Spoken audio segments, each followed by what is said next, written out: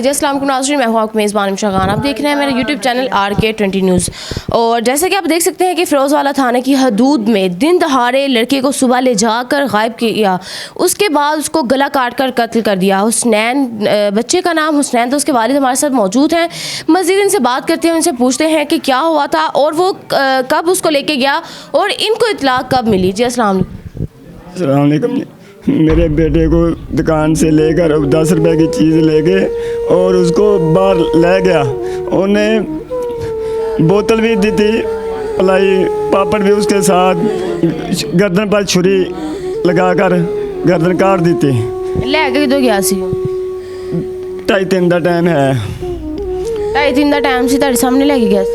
ये पिपल के थले ले जाके उन्हें ना गर्दन पर छुरी रख के ना काट दी, बाग दिन फरार हो गया। ਜਿਹੜਾ ਮੁਲਜ਼ਮ ਸੀ ਉਹਦਾ ਨਾਮ ਕੀ ਸੀ, ਉਹਦੀ ਤੁਹਾਡੇ ਨਾਲ ਕੀ ਦੁਸ਼ਮਣੀ ਸੀ? ਕੋਈ ਵੀ ਨਹੀਂ ਸੀ ਹੈਗੀ ਸਾਡੀ। ਉਹਨੇ ਪਤਾ ਨਹੀਂ ਸਾਡੇ ਕੋਈ ਗੁਫੀਆ ਵੈਰ ਲਿਆ। ਮੇਰੀ ਸਵੇਰ ਬੇਟੀ ਦੀ ਬਰਾਤ ਆਉਣੀ ਸੀ, ਅੱਜ ਸਾਡਾ ਮੇਲ ਸੀ, ਇਤਵਾਰ ਨੂੰ ਮੇਲ ਆ, ਪੀਰ ਦੀ ਬਰਾਤ। ਕਿਉਂ ਉਹਨੇ ਕਿਸ ਮਕਸਦ ਤੇ ਤੁਹਾਡਾ ਬੱਚਾ ਰਹਿ ਗਿਆ ਸੀ? ਉਹਨੇ ਕਿਉਂ ਮਾਰਿਆ?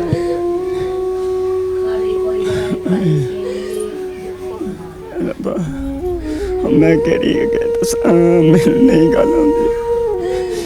मेरे बेटे ਨੂੰ कतल ही कर दिता तू छुरी नाल। छुरी बेटी लम्मी पैसे निकली ਉਹਦੇ ਕੋਲੋਂ। ਉਹਨੇ ਇੱਕ ਪਾਸੇ ਘਾਹ ਵੀ ਥੋੜਾ ਲੱਗਾ ਤੇ ਖੂਨ ਦੀ ਸਾਰੀ ਭਰੀ। ਮੈਂ ਪੁਲਿਸ ਵਾਲੇ ਨੂੰ ਆ ਗਿਆ, ਮੈਨੂੰ ਬਹਾ ਦੇ ਕਰਾਂ। ਉਹਨੇ ਬਹਾਈ, ਮੇਰਾ ਕਲੇਜਾ ਪਾੜ ਕੇ ਦੋ ਹੋ ਗਿਆ ਸੀ। ਮੇਰਾ ਕਲੇਜਾ ਪਾੜ ਕੇ ਦੋ ਹੋ ਗਿਆ ਸੀ। सज़ाए मौत पंजाब पुलिस, वज़ीर आला पंजाब, उसको सज़ाए मौत देनी चाहिए। ਤੁਹਾਡੇ ਬੱਚੇ ਦੀ ਉਮਰ ਕੀ ਸੀ? 9 साल। 9 साल जी। किस तरह 9 साल बच्चे को उसको चीज़ का झांसा देकर उसको अपने झांसे में फंसा कर वो यहाँ से ले गया। और ले जाते ही उसने सबसे पहले परसों जो है इनके बड़े बेटे को लेके गया, लेकिन वो थोड़ा समझदार था, वो उससे बच निकला। इनकी ये बेटी है, इनकी कल बारात आनी थी। तो आप देख सकते हैं कि इसके भाई को कैसे ले जाया गया और किस तरह आपको हम वीडियो में भी दिखाएंगे कि किस तरह उसको जो है गला काट कर उसको मार दिया गया। इनका उनके साथ कोई दुश्मनी, ज़ाती कोई दुश्मनी नहीं थी। मज़ीद इनसे बात करते हैं। जी अस्सलाम वालेकुम। क्या हुआ था, कब लेके गए उसको? पता नहीं अम्मी तो गिरा ले गया मेरे भाई की कत्ल करनी। सुबह बरात होने से पता नहीं कि रसूल ले और सजाए मौत मेरे सामने आवे। जब मेरे भाई ने लुटना की जो मेरे सामने दी सजाए मौत आवे। अभी मसाला ने साफ करना। अभी मेरे 2 भाई से ऐसे बड़े लाठा में बोले से। अभी हुसैन की वालदा भी हमारे साथ मौजूद है, इनसे बात करते हैं। जी अस्सलाम वालेकुम।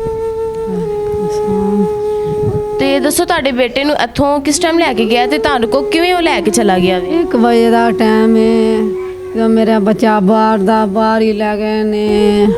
ਇਹ ਪੂਰੇ 1 ਵਜੇ ਦਾ ਟਾਈਮ ਸਾਡੇ ਕੋਲੋਂ ਖੜਿਆ ਹੁੰਦਾ ਤੇ ਸਾਨੂੰ ਪਤਾ ਲੱਗ ਜਾਂਦਾ। ਸਾਡੇ ਕੋਲੋਂ ਨਹੀਂ ਖੜਿਆ, ਕਿਤੇ ਬਾਹਰੋਂ ਹੀ ਲੈ ਗਿਆ ਆ। ਤੁਹਾਡੀ ਉਹਦੇ ਨਾਲ ਕੋਈ ਦੁਸ਼ਮਣੀ ਸੀ, ਕੋਈ ਗੱਲ ਹੋਈ ਸੀ ਆਪਸ ਵਿੱਚ, ਕੋਈ ਲੜਾਈ ਸੀ? ਸਾਡੇ घरे आਉਂਦੇ ਜਾਂਦੇ ਸੀ। तो उसका मकसद क्या था बच्चे को ले जाने का, बच्चे को मारने का, कि वो क्यों लेके गया, वजह क्या बनी? ये तो बात किसी को भी घर वालों को नहीं पता था। ठीक है, जिस दिन का तेल चढ़ा हुआ था ना कुड़ी को, उस दिन ना, उस तो बाद 1-2 दिन या उस दिन तो लेके ना ये घर वालों को भी परेशान कर रहा था। ये बड़ा भाई है, नहीं छोटा भाई है, इसको भी परेशान कर रहा था। फिर इसके बाद वो गया, इसके मंगेतर तक भी गया 3 बार। उसको जा भी बोला कि भाई वकास तुम मेरे घर आओ, मैं आपकी दावत कर रहा हूँ। मंगेतर का नाम वकास है? वकास है, मामिया कॉलोनी का रहने वाला है। उसको कह रहा था कि मेरे घर आओ, मैं आपकी दावत करना चाहता हूँ। उन्होंने बोला यार हमें 2 दिन के बाद या 4 दिन बाद मेरी शादी है, मैं खुद ही उधर आ रहा हूँ, तो मेहरबानी करें आप तुसी ना इकट्ठे फंक्शन कर लवांगे या तुसी मेरे कोल आ जाओ, मैं थोड़ी दावत कर देना। उन्होंने कहा नहीं यार तू साढ़े घर आ। वो कहते हैं कि 2-3 बार साढ़े घर आया ऐसे दावत देने वास्ते। एक दिन उसका पापा बोल रहा था कि मुझे रात 12-1 के दौरान इसने फ़ोन किया कि अंकल अस्सलाम वालेकुम। वालेकुम अस्सलाम, मैं विकास से मिलना चाहता हूँ। उनके विकास से मिलना चाहते हो तुसी ना ਵਿਕਾਸ ਕੋ ਫੋਨ ਕਰੋ। ਉਹਨੇ ਕਿਹਾ ਵਿਕਾਸ ਨੂੰ ਇੱਕ ਫੋਨ ਮੈਂ ਕੀਤਾ ਹੈ ਤੇ ਦੂਜੇ ਫੋਨ ਤੇ ਨੰਬਰ ਬੰਦ ਹੋ ਗਿਆ ਹੈ। ਉਹਨੇ ਕਿਹਾ ਪੁੱਤਰ ਉਹ ਫੈਕਟਰੀ ਹੋਏਗਾ ਜਾਂ ਉਹਦੇ ਨਾਲ ਹੀ ਗੱਲ ਕਰ, ਮੈਨੂੰ ਤਾਂ ਇਸ ਗੱਲ ਦਾ ਨਹੀਂ ਪਤਾ ਹੈ ਕਿ ਉਹ ਕਿੱਥੇ ਹੈ ਤੇ ਕਿੱਥੇ ਨਹੀਂ। ਮੈਂ समय ਬਾਹਰ ਆ ਜਾਂ ਸੁੱਤਾ ਹਾਂ, जो मामला तो इन्होंने रात को उसको पता है। कल फिर परसों ये बच्चे को लेके गया है तो ये बच्चा सब पूछ रहा था कि हमें किधर लेके जा रहे हैं यार, तो मैंने दस देना, क्यों नहीं दसदा पिया मैनू। तो कहता बस तू चुप करके लगा चल। बाहर पैलियां में चले गए ने। उधर जाके तो ये हमारा नाल ही ना पिंड है दंदियाँ, उन्होंने 4 मुंडे आए ने तो ये इधर लगे जान डे तो उधर लगे आन डे ने। जिथे जाके कल इन्हें बच्चे नू हलाल किया है ना, उत्थे जगह ते जाके तो रुक गया ने। वो जाके उत्थे बैठ गए ने। ये फिर इंज बुलावा दे के वाशरूम करके ना ये भी वापस तुर पे ने। जिसले वापस आए ने तो यह बच्चा जो ना ट्रैड होया सी, यह बच्चा ट्रैड होया सी, इनू को थोड़ी ना पता चल गया कि मेरे नाल कोई वादा घाटा करूगे। मुंडा वड्या कुटिया सी, रंग उदा उड्या सी। ये लैके जो इनू वापस आया तो फिर इन्हें डर गया, वापस आ गया।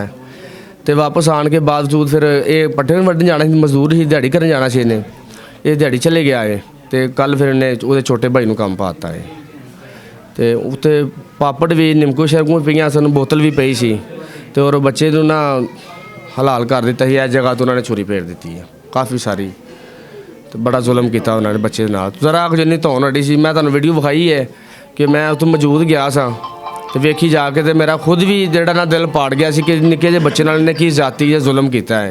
इहदा हालत यही सी कि बहरहाल उत्थे जगह ते इहदा ना उस जगह के नाल ही इहनूं लम्मे पाया हुंदा ताकि पता चल जाता कि लोगों को भी कि किसी ने जाती बच्चे मासूम नाल किवें करी दी है।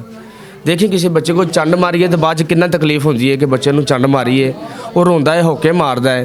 तो जिहड़ा बच्चे को हलाल किया वो तरले पांदा होएगा, माँ आंदा होएगा या प्यो आंदा होएगा या ਉਹਦੇ ਕਿਹੜਾ ਵਾਸਤਾ ਤਰਲਾ ਪਾਉਂਦਾ ਹੋਣਾ ਵਾ। ਤੇ ਉਸ ਸ਼ਿੰਬਰ ਨੇ ਇਸ ਤਰ੍ਹਾਂ ਜ਼ੁਲਮ ਕੀਤਾ ਉਹਦੇ ਨਾਲ, ਇਸ ਤਰ੍ਹਾਂ ਜ਼ੁਲਮ ਕੀਤਾ ਕਦੀ ਕਸਾਈ ਵੀ ਇਸ ਤਰ੍ਹਾਂ ਬੇਜ਼ੁਬਾਨ ਨਾਲ ਨਹੀਂ ਕਰਦੇ ਹੈ ਜਿਸ ਤਰ੍ਹਾਂ ਉਹਦੇ ਨਾਲ ਜ਼ੁਲਮ ਕੀਤਾ ਨੇ। तो जी नाज़रीन, जैसा कि आपने सारी सूरत-ए-हाल जानी कि क्या हुआ था, मकसद उसका मेन यही था कि लड़की को, इनका कहना है कि जब से लड़की को तेल चढ़ाया है तब से लेकर अब तक वो हमें मुसलसल परेशान करता आ रहा है। लड़की के मंगेतर को भी फ़ोन करके उसको भी मिलने की कोशिश की लेकिन वो उसको नहीं मिला। तो उसने सबसे पहले उसके भाई को, बड़े भाई को ले जाकर उसको थर्ड किया और उसको डराया धमकाया। तो भाई जो है वहाँ से भाग आया। उसके बाद छोटे को ले जाकर उसको गला काट कर कत्ल कर दिया।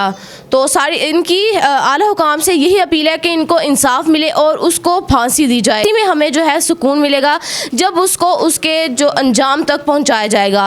तो इसी के साथ मुझे, मेरी टीम को दीजिए इजाज़त। अल्लाह हाफिज़।